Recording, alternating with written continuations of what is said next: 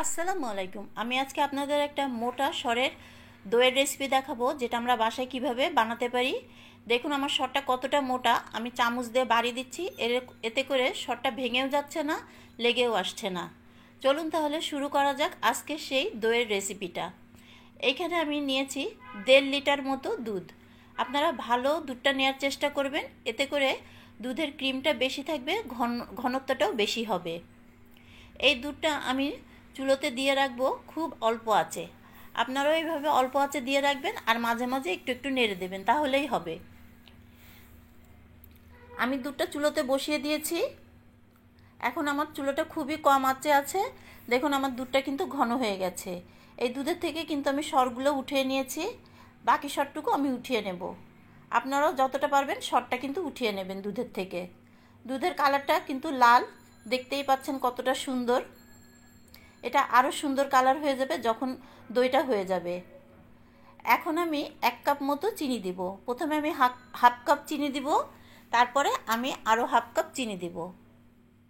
মোট এখানে 1 কাপ চিনি লেগেছে। আপনারা আপনাদের চিনির স্বাদটা অনুযায়ী দেবেন। এখানে 1 কাপ চিনি পারফেক্ট ছিল। চিনির থেকে একটু পানি বের হয়, সেজন্য আমি আরেকটু দুধটা জাল দিয়ে নেব, যাতে চিনির পানিটাও শুকিয়ে যায়। আপনারাও এইভাবে খুব ভালোভাবে চিনি দেওয়ার পরে দুধটা জাল দিয়ে নেবেন। আমার দুধটা খুব ভালোভাবে জাল দেওয়া হয়ে গেছে চিনি দেওয়ার পরে। চিনির থেকেও পানি বের হয়, সেই জন্য আমি আরেকটু ভালো করে জাল দিয়ে নিলাম।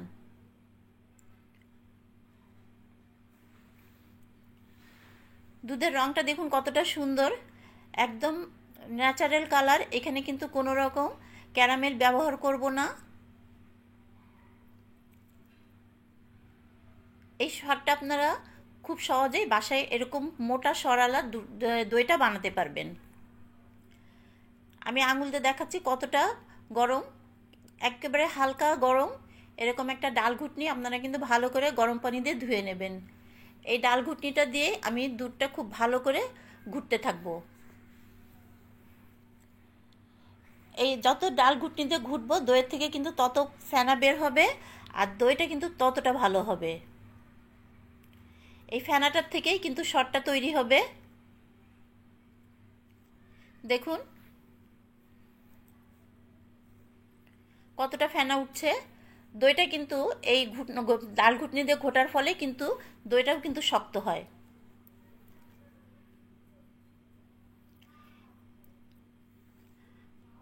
যতটা পারবেন আপনারা ততটা কিন্তু ডাল ঘুটনি দিয়ে ঘুটে নেবেন। এখানে আমি 1 কাপ মতো মিষ্টি দই ব্যবহার করছি। 1 কাপ দই যথেষ্ট ছিল। দই জমাতে গেলে দই লাগে, সেই হিসাবে এই দইটা মেশানো।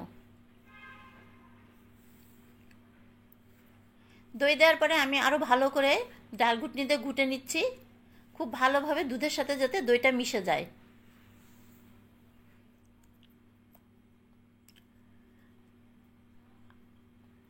আমার দুধটা দইয়ের সাথে খুব ভালোভাবে মিশে গেছে। এখন আমি এই মাটির হাঁড়িতেই দইটা বানাবো। দইটা কিন্তু আপনারা উঁচুর থেকে ফেলবেন, এটাই কিন্তু সঠিক নিয়ম। দেখুন আমি কতটা উপর থেকে দইটা ফেলছি। আমি আজকে দুটো পদ্ধতি দেখাবো, আপনারা এই দুটো পদ্ধতি ব্যবহার করতে পারেন, কিন্তু সব থেকে সোজা যেটা সেটাই আমি বলে দিচ্ছি কোনটা সব থেকে সহজ হবে। সরগুলি এরকম উপরে দিয়ে নেবেন। সরগুলো কিন্তু একটু ভিতরে চলে যাবে না, এই সরগুলো কিন্তু ভেসে থাকবে, আর এই ফোমগুলো থেকেও খুব মোটা সর পড়বে।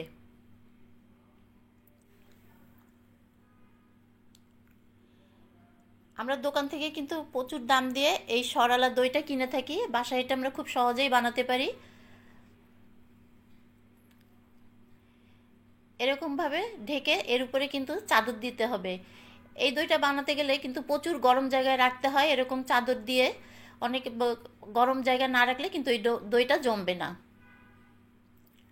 সেই জন্য আমি এটা অন্যভাবে বানিয়েছি। আমি ননস্টিক প্যানে, যেটাতে আমি কেক বানাই, সেটা আমি 10 মিনিট গরম করে একদম অল্প আঁচে রেখে দিয়েছিলাম 1 ঘন্টার জন্য। দেখুন আমার দইটা কিন্তু জমে গেছে। আপনারাও এই পদ্ধতিটাই ব্যবহার করবেন, এটাই সোজা।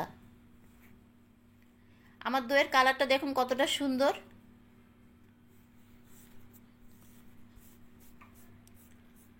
এখন আমি দইটা আপনাদের কেটে দেখাচ্ছি কতটা মোটা সর, কতটা লোভনীয়, কালারটাও কতটা ন্যাচারাল।